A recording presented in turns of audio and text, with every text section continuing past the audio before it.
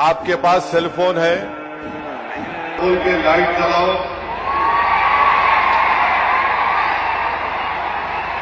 ताकि हमारे बीजेपी वालों की दिमाग की बत्ती जले। लाइट खोलो ताकि हम इस वक्त कानून के खिलाफ पूरे मुल्क को पैगाम दे सकें। हमारे खवातीन भी फोन की लाइट खोल सकते हैं। आप जरा मीडिया वाले दिखाओ।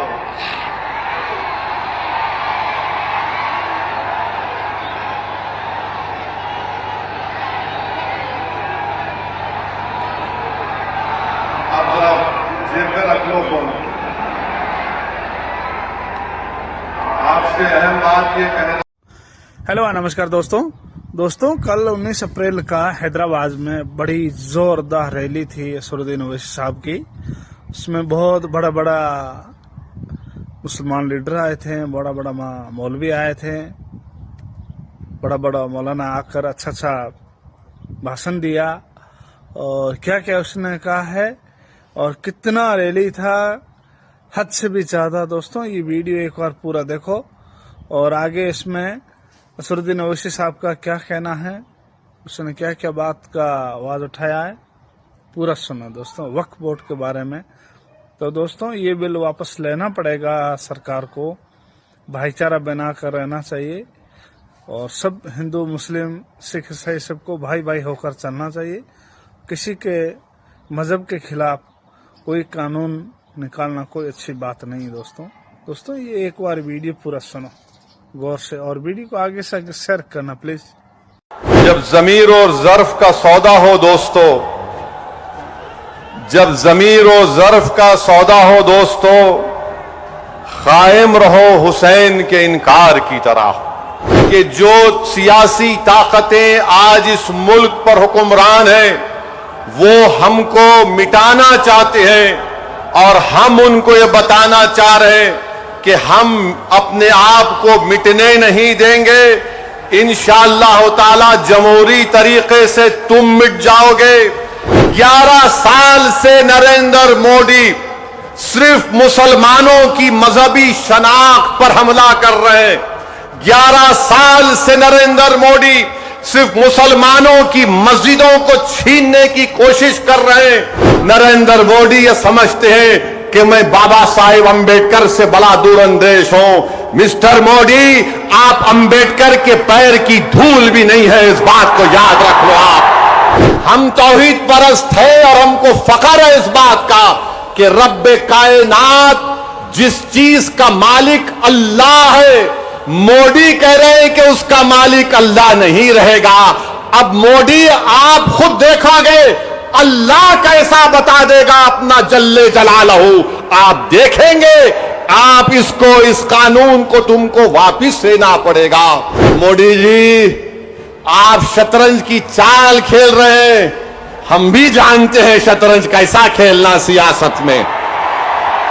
ये वक्फ का कानून भारत के भाईचारगी के लिए नहीं है। झगड़े शुरू हो जाएंगे, मस्जिदों पर यह बोला जाएगा कि 500 साल पहले ऐसा था वहां पर, और ये बार बोलते टीवी पे, नहीं आपको वक्फ से क्या मिला। अरे क्या कोई आपके अम्मा के मेहर में आया है जो हमसे पूछ रहे आप? हमदर्द रूह अफ़ज़ा पिए तो वो भी वक्फ का है, कलेजे को ठंडक पहुंचती, तुम लोग पियो जरा रूह अफ़ज़ा। अब रूह अफ़ज़ा के खिलाफ रूह जिहाद कर रहे, जो नाक से ऐसा सूंघ के दूसरे नाक नकुड़ी से निकालने का दर्ज देते। हम सिर्फ अपने कब्रस्तानों को या ईदगाह को बचाने के लिए एहतजाज नहीं कर रहे, हम एहतजाज इसलिए कर रहे हैं कि जो सियासी ताकतें आज इस मुल्क पर हुक्मरान हैं वो हमको मिटाना चाहते हैं और हम उनको ये बताना चाह रहे हैं कि हम अपने आप को मिटने नहीं देंगे। इंशाअल्लाह ताला जमहूरी तरीके से तुम मिट जाओगे। हम उनको बताना चाह रहे हैं कि हम झुकने वाले नहीं हैं। हम अंग्रेजों की 200 साल की गुलामी को कबूल नहीं किए, तो हम तुम्हारे इख्तिदार में तुम जो बैठे हो और तुम ऐसे कानून बना रहे हो जो हमारे आईन और संविधान के फंडामेंटल राइट के खिलाफ है।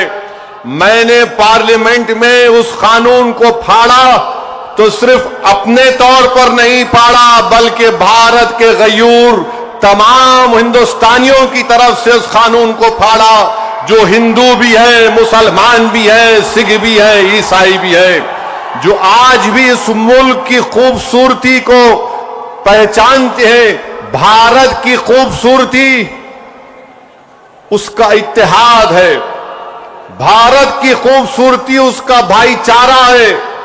भारत की खूबसूरती नरेंद्र मोदी नहीं है मेरे अजीज दोस्तों और बुजुर्गों, भारत की खूबसूरती उसका भाईचारा है। भारत की खूबसूरती उसकी मस्जिद भी है, मंदिर भी है, दरगाहें भी है, खानकाएं भी है। और जो लोग इस भाईचारगी को खत्म करना चाहते हैं वो भारत को कमजोर कर रहे हैं। तो हमारा एहतजाज इसलिए भी है कि वो लोग जो हमको सफ़े हस्ती से मिटाना चाहते हैं, हम उनको पैगाम देना चाहते हैं कि हम मिटने वाले नहीं हैं। मैं बार बार कह चुका हूं, जब तक हम दुनिया में जिंदा है कयामत नहीं आएगी। जिस दिन हम चले जाएंगे सूर फूका जाएगा, याद रखो। और अगर बीजेपी ये समझ रही है कि उन्होंने 2014 में इख्तिदार पर आए तो पहले ट्रिपल तलाक का ऐसा कानून बनाया जो मुस्लिम खवातीन के खिलाफ बनाया, फिर उसके बाद उन्होंने CAA का कानून मजहब की बुनियाद पर बनाया, फिर उसके बाद उन्होंने UAPA के कानून को गंदे तरीके से उसको और ताकतवर बना दिया, फिर उसके बाद उन्होंने मजहब तब्दीली का कानून अपनी अपनी बीजेपी जहां पर इख्तिदार में रियासत में बनाया, फिर अब वो यूनिफॉर्म सिविल कोड बनाने की बात कर रहे हैं। 11 साल से नरेंद्र मोदी सिर्फ मुसलमानों की मजहबी शनाख्त पर हमला कर रहे हैं। 11 साल से नरेंद्र मोदी सिर्फ मुसलमानों की मस्जिदों को छीनने की कोशिश कर रहे हैं।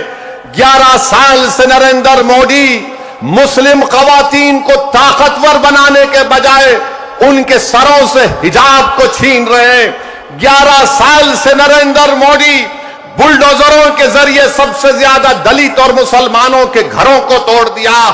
अब यूनिफॉर्म सिविल कोड के नाम पर हमारी शरीयत को हमसे छीनना चाहते हैं। वो शरीयत जो शरीयत एप्लीकेशन एक्ट 1937 है, जब संविधान बन रहा था तो बाबा साहेब अंबेडकर ने कहा था कि शरीयत एप्लीकेशन एक्ट बरकरार रहेगा, मगर आज नरेंद्र मोदी ये समझते हैं कि मैं बाबा साहेब अंबेडकर से बड़ा दूरंदेश हूं। मिस्टर मोदी, आप अंबेडकर के पैर की धूल भी नहीं है, इस बात को याद रख लो आप मेरे अजीज दोस्तों और बुजुर्गों। और दूसरी बात यह, मैं आपसे कह रहा हूं कि अपने सफों में इत्तेहाद को मजबूत रखिए। ये लड़ाई जो आप और हम मिलकर अपने दीगर सेकुलर हिंदू भाइयों के साथ, सिख भाइयों के साथ लड़ रहे हैं, याद रखो बीजेपी संघ परिवार हमारे सफों से बाज मीर जाफर, मीर सादिक को खड़ा करेगी। इनसे एहतियात करो। मगर आज मालूम हुआ कि जाफर पाशा में कश्फो करामात भी है। मुझे अभी किसी ने व्हाट्सएप पर भी जाया कि जो इस वफ़ की कानून की ताईद में आ रहे हैं, जो बड़ी बड़ी बातें करते हैं, ख्वाजा अजमेरी के आस्थाने से उनका ताल्लुक है, जाफर पाशा की तकरीर को लाइव बैठकर देख रहे थे, तो मालूम हुआ उनको भी बड़ा डर हो गया है कि अब हैदराबाद से एहतजाज बुलंद होगा।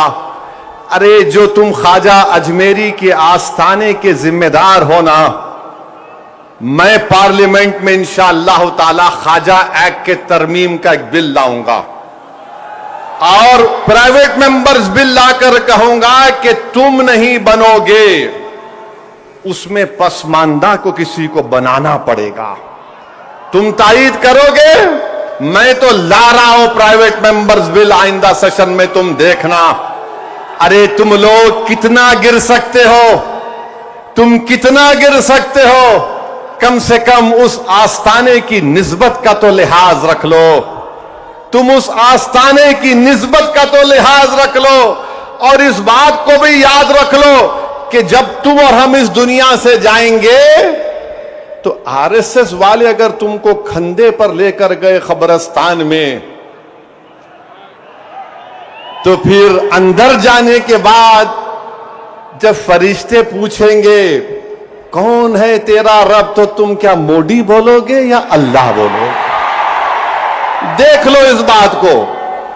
हम तो अल्लाह ही बोलने वाले हैं और बोलते रहेंगे। अल्लाह ही हमारी मदद करेगा और अल्लाह ही इनको शिकस्त देगा इंशाअल्लाह ताला। हम तौहीद परस्त हैं और हमको फख्र है इस बात का कि रब्बे कायनात जिस चीज का मालिक अल्लाह है, मोदी कह रहे हैं कि उसका मालिक अल्लाह नहीं रहेगा। अब मोदी आप खुद देखोगे अल्लाह कैसा बता देगा अपना जल्ले जलालहू, आप देखेंगे। आप इसको, इस कानून को तुमको वापिस लेना पड़ेगा। जिस तरह हमारे किसान भाइयों ने हमको रास्ता दिखाया, हम उसी रास्ते पर एहतजाज करेंगे। जब तक कानून वापिस नहीं होगा, भारत में पुरअमन एहतजाज होगा। आप तैयार हैं एक लंबी जमहूरी लड़ाई लड़ने के लिए, या फिर कोका कोला की तरह उड़ के फिर ठंडे तो नहीं बैठ जाएंगे? क्या आप तैयार हैं एक जमहूरी एहतजाजी लड़ाई लड़ने के लिए? अगर आप तैयार हैं तो आप अपने आप से वादा कर लीजिए कि जब तक ये काला कानून वापिस नहीं होगा, हम एहतजाज करेंगे, हम पीछे नहीं हटेंगे, पुरअमन एहतजाज हमारा होगा। याद रखो मेरे अजीज दोस्तों और बुजुर्गों, हम अल्लाह जिस जमीन का, जिस जायदाद का मालिक है, उसकी हिफाजत के लिए आगे बढ़ रहे हैं। हम अल्लाह के घर की हिफाजत के लिए आगे बढ़ रहे हैं। हम औलिया अल्लाह के आस्थानों की हिफाजत के लिए आगे बढ़ रहे हैं। हम अपने ईदगाहों की हिफाजत के लिए आगे बढ़ रहे हैं। और याद रखो इंशाअल्लाह ताला अल्लाह हमारी इस कोशिशों को कबूल करेगा, अल्लाह हमारे इस ईसार को कबूल करेगा। हम जो कुछ भी कर रहे हैं, एहतजाज होगा, उसमें हिस्सा लीजिए, उसको कामयाब करिए। ये कोई सियासी पार्टी का एहतजाज नहीं है, ये इलेक्शन के वोटों को बटोरने का एहतजाज नहीं है। जिस चीज का मालिक है उसकी हिफाजत करने के लिए एहतजाज हो रहा है पूरे मुल्क में इंशाअल्लाह ताला। जो मुस्लिम पर्सनल लॉ बोर्ड ने प्रोग्राम बनाया, उसमें हिस्सा लीजिए। जो तारीख के दिन आपसे कहा गया लाइट बंद करना, लाइट बंद करेंगे या नहीं बंद करेंगे? अपने हिंदू भाइयों के साथ, अपने सिख भाइयों के साथ, वो भी आज बड़े तकलीफ में है कि ऐसा कैसा कानून बीजेपी की हुकूमत ने बनाए। वो हमारे दीनी भाई हैं, मेरे भाई, खुदारा उनके बारे में कोई गलतफहमी मत रखिए। मैं आपको बता रहा हूं, नरेंद्र मोदी ने इस मुल्क को गुमराह किया। मैं और अब्दुल्ला साहब, हम लोग पार्लियामेंट की कमेटी के मेंबर थे। Mister Abdullah, I am saying to the people of Hyderabad and to the people of India that during the deliberations of the joint working committee, the Bora community had come, Dawoodi Bora community had come to the committee along with King's Counsel Mr. Salve, Harish Salve, and they had given a representation. You remember, they wanted exclusion from the Waqf Act. They had clearly said we have nothing to do with this bill. The Dawoodi Bora have clearly stated that in 1962 the Supreme Court has given them a definite definition of religious denomination. The Dawoodi Bora have said, if you remember, that they believe in the concept of Dail Mutlaq. And this Waqf bill goes contrary to that. It is part of their faith. मैंने ये कहा कि अपने दाऊदी बोरा भाइयों की ईमानदारी पर हरगिज हरगिज शक मत करो। नरेंद्र मोदी हमारे इत्तेहाद को कमजोर करना चाहते हैं। दाऊदी बोरा के लोग पार्लियामेंट की कमेटी के पास आए थे। लंदन से मायानाज वकील किंग काउंसिल जनाब हरीश साल्वे साहब को लाकर पार्लियामेंट की कमेटी के सामने कहा कि हम 2024 का कानून नहीं चाहिए, हमको वक्फ से अलहदा करो, क्योंकि दाऊदी बोरा जो शियाओं की ब्रांच है, उन्होंने कहा कि हमारे पास दाइल और मुतलक है। उनके जो रूहानी पेशा है मुफद्दल साहब, अल्लाह उनको सलामत रखे, वो उनकी मौजूदगी में कोई मुतवल्ली नहीं हो सकता। लिख कर दिया उन्होंने कि हमको इस वक्फ एक्ट से लेना देना नियम को निकाल दो।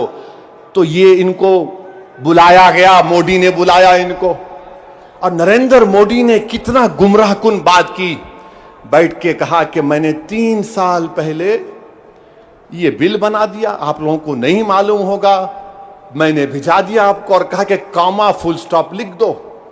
मोदी ये पैगाम दे रहे हैं भारत के सेकुलर हिंदू भाई बहनों को, सिखों को और मुसलमानों को, मैं तो नहीं लाया है बिल, ये तो ये लोग बोल के लाया मैं। आप समझ रहे हमारी बात को? और हम जब कमेटी में थे, हम मिनिस्ट्री ऑफ माइनॉरिटी अफेयर से पूछे कि कानून तुम क्यों लाए, क्या तुमने मुसलमानों से बातचीत की, क्या तुमने इस बिल के बारे में बात की? एक वर्ड नहीं बोल सके वो लोग। The committee when called the Ministry of Minority Affairs, they didn't have anything to say. Why did they bring this bill? You are witness to it. अब मोदी इन दाऊदी बोराओं को बदनाम करने के लिए, पूरे देश में एक पैगाम देने के लिए कि देखो मैं तो 3 साल पहले उनको बिल दिया था। मेरे भाई, ये साजिश है हमारे इत्तेहाद को कमजोर करने के लिए। मोदी जी, आप शतरंज की चाल खेल रहे हैं, हम भी जानते हैं शतरंज कैसा खेलना सियासत में। डॉक्यूमेंट्स है, आज मैं एक्स पर सोशल मीडिया पर डॉक्यूमेंट्स डाल दिया हूं। दाऊदी बोरा लोगों ने कमेटी को दिया, वो 1924 से कह रहे हैं कि हमको वक्फ कानून में मत रखो, क्योंकि हमारा जो जूरिस्प्रूडेंस है, हमारा जो फिक्र है, वो दाइल मुतलक के ऊपर है। तो आपसे अपील कर रहा हूं कि अपने दिमाग में 1% भी दाऊदी बोरा हमारे दीनी भाइयों के खिलाफ कोई शक मत करिए। वो तो नहीं चाह रहे थे, इनको तो पप्पा जी बुला के बोल दिए आपको वजह से करा मैं। अब चौथी बात यह है, बीजेपी वाले बोल रहे इसमें सब कुछ है, मुसलमानों का फायदा है, औरतों का फायदा है। आज से थोड़े दिन पहले हैदराबाद में फतेह दरवाजे पे एक चालाक आदमी था, लगता है उन्हें भी मोदी जी की शागिर्दी में निकला सो था। उन्हें क्या बोला, आप मेरे पास आओ, जिसके सर टकले हैं मैं दवा देता हूं, बाल उग जाते। लाइन लग गई वहां पे, लगा दवा लगा, बाल उगते। अब पब्लिक बेचारी, तो मोदी जी भी यही बोल रहे, दवा ले लो सब चीज ठीक हो जाती। इनकी दवा नहीं है, ये दवा मौत है। ये दवा नहीं दे रहे, मौत का पैगाम दे रहे। ये वक्फ को छीनने के लिए ला रहे हैं।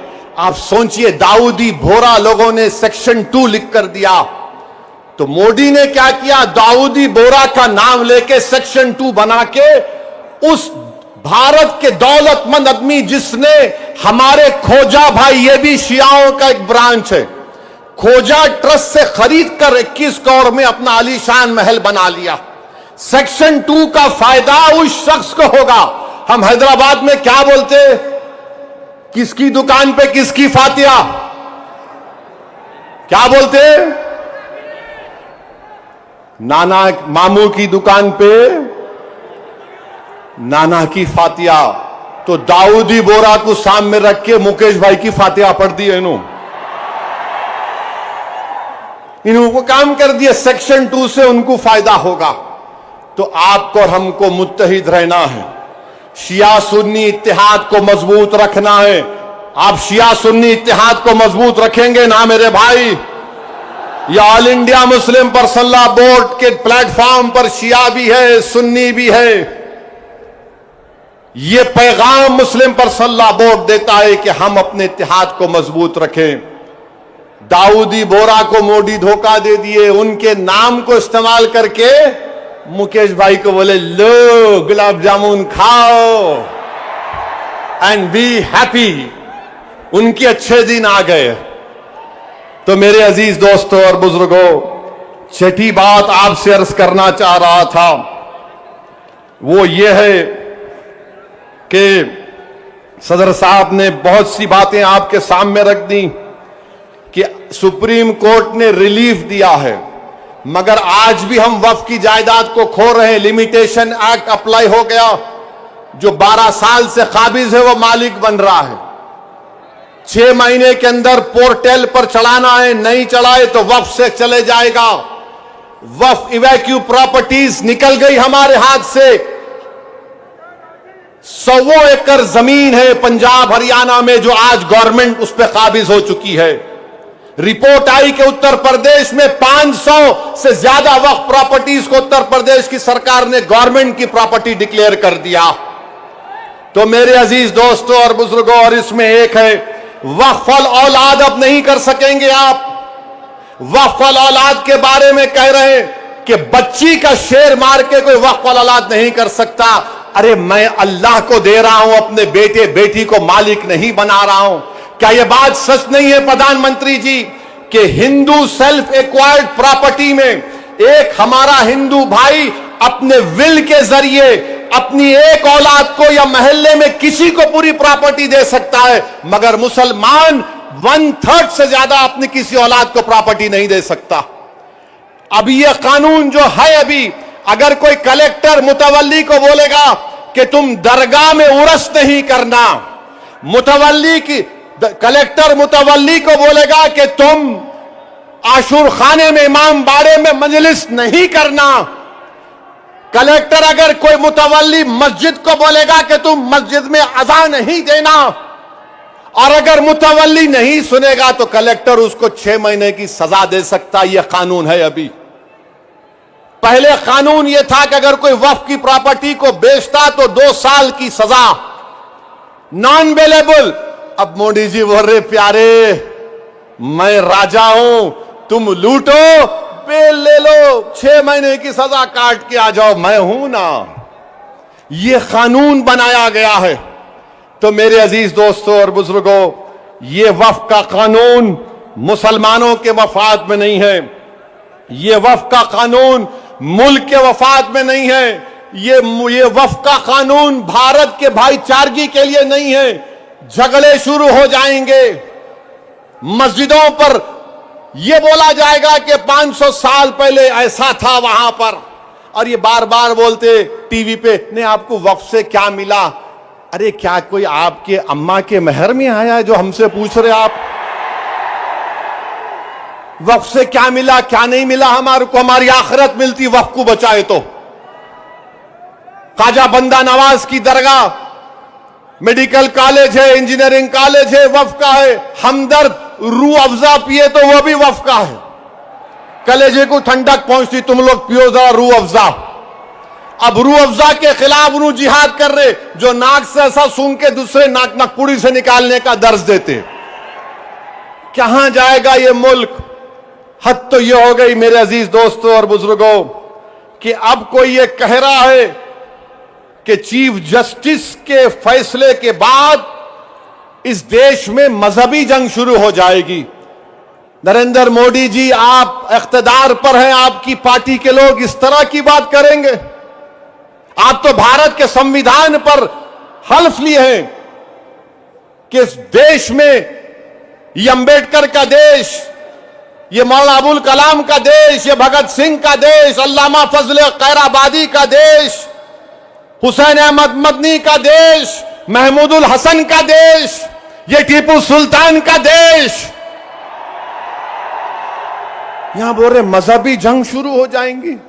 मोदी जी, बाबरी मस्जिद का फैसला हमारे खिलाफ आया तो क्या हमने ये जुमला कहा था कि मजहबी जंग शुरू हो जाएगी? हमने कहा था कि supreme court is supreme but infallible, but not infallible. Babri मस्जिद को तोड़ने वालों का क्रिमिनल केस का फैसला आया, किसी को सजा नहीं हुई। हमने कहा कि मजहबी जंग शुरू हो जाएगी। 5-5 साल से बच्चों की बेल नहीं रहे, उनकी मां बाप मर रहे हैं, मर गए हैं। हमने ये कहा कि मजहबी जंग शुरू हो जाएगी। CAA का कानून है, हियरिंग नहीं होती। क्या हमने कहा कि मजहबी जंग शुरू हो जाएगी? UAPA में डालकर हमको सड़ाया जाता है कि हमने जुमला कहा कि मजहबी जंग शुरू हो जाएगी। नरेंद्र मोदी जी, आपकी पार्टी के लोग कह रहे हैं कि रिलीजियस वॉर शुरू हो जाएंगी, मजहबी जंग शुरू हो जाएगी। किसको डरा रहे हैं ये लोग? अदलिया को डरा रहे हैं आप। इख्तिदार में रहकर अदलिया को डराएंगे आप। आपके हक में फैसला आया तो आपके मुंह में लड्डू फूटते हैं और आप रिलीजियस वॉर शुरू हो जाएंगी। यही फर्क है हम भारत के उन मुहिबान भारत में जिसमें हिंदू मुसलमान भी है। हम जब हमारी मर्जी के खिलाफ भी फैसला आता है हम उसको कबूल करते हैं। इसलिए कबूल करते हैं कि हम कॉन्स्टिट्यूशनल मोरालिटी को मानने वाले हैं और ये संघ परिवार के लोग एंटी कॉन्स्टिट्यूशन के लोग हैं। ये संविधान को तो मानते मगर उसको सब्सक्राइब नहीं करते हैं। ये फर्क है भारत के असली नागरिक में और उन लोगों में जो नेशनलिज्म के झूठे दावे करते हैं और कहते हैं कि रिलीजियस वॉर, जो कहते हैं कि अगर कोर्ट कानून बनाएगा तो पार्लियामेंट को बंद कर दो। अरे अगर तुम पार्लियामेंट में बैठकर अपनी अददी ताकत की बुनियाद पर मुझे मिटाने का कानून संविधान के खिलाफ बनाओगे तो मेरे पास चारा क्या बचता है कि मैं अवाम में जाऊंगा और फिर कोर्ट को जाऊंगा। हम कोर्ट को गए, अवाम में भी जा रहे नहीं। कोर्ट कानून कैसे बनाएगा? अरे जालिमों, सुप्रीम कोर्ट का जजमेंट कानून का मौकफ रखता है। पढ़ो, तुम लोग ट्यूबलाइट हो, तुम लोग थम्स अप हो। तुम्हारे दिमाग में एक ही बात बैठा हुआ है, नहीं मोदी है तो खुदा है। अरे खुदा था, है और रहेगा उसी का नाम। आइन है और रहेगा, मगर इस तरह धमकी देना अदालत को और फिर गवर्नर प्रेसिडेंट को बोल रहे हैं, उनको बोल रहे हैं अगर नहीं करे तो कानून बन जाएगा। अरे 142 क्या है प्यारे? 142 आइन का बनाने वाला अंबेडकर है। अंबेडकर में तुम्हारे से ज्यादा दूरअंदेशी थी। आप ये बोल रहे हैं कैसा बनाए, वो कैसा बनाए, हम ऐसा कर देंगे। मगर मेरे अजीज दोस्तों और बुजुर्गों, बीजेपी आइन पर एक फ्रॉड कर रही है और डरा रही है। रिलीजियस वार की धमकी बीजेपी दे रही है। मिस्टर मोदी, कौन रेडिकलाइज हो चुका है बताओ आप? सत्ता में आप है, आपके लोग रेडिकलाइज हो चुके हैं। इतना रेडिकलाइज हो चुके हैं कि कोर्ट को धमकी दे रहे हैं, रिलीजियस वार हो जाएंगी। मोदी जी, अगर ये धमकी देने वालों को आप नहीं रोकेंगे, देश कमजोर होगा और देश कभी भी माफ नहीं करेगा। आज सत्ता इख्तिदार आपके पास है, कल नहीं रहेगा इंशाअल्लाह ताला, कल नहीं रहेगा इंशाअल्लाह ताला। अब भारत का हिंदू भी जान चुका है कि वक्फ का कानून बनाए तो क्या मेरे को नौकरी मिलती। हिंदू जान चुका है कि मुसलमानों की नफरत को दिखाकर, मुसलमानों को डराकर वोट बटोरती आई बीजेपी। दिखाने के लिए कुछ नहीं है। 4.5-5% नौजवानों में बेरोजगारी है। उनके बेरोजगारी को दूर करने का कोई प्रोग्राम नहीं, मगर सिर्फ मुसलमानों को नफरत का निशान बना दो। तो मैं हमारे हिंदू भाइयों से भी अपील कर रहा हूं, जो आपके एंडोमेंट बोर्ड के लिए अच्छा है वो हमारे लिए भी अच्छा होना चाहिए। जो सिख गुरुद्वारा प्रबंधक कमेटी के लिए अच्छा है वो हमारे लिए भी अच्छा होना चाहिए। हमारा मुतालबा सिर्फ यही है कि हम अपनी वक्फ की जायदादों की हिफाजत कर सकें। और ये लोग बोलते नहीं वो उन्होंने ऐसा कर रहे, आजकल मुझ पर भी उंगली उठा रहे। मेरे भाई, मेरी उम्र दरियाफ्ती की नहीं है अब। और तुम याद रखो, तुम जो कुछ बोल रहे हैं ना, मैं सियासतदान भी हूं और आधा वकील भी हूं। तो तुम्हारा वीडियो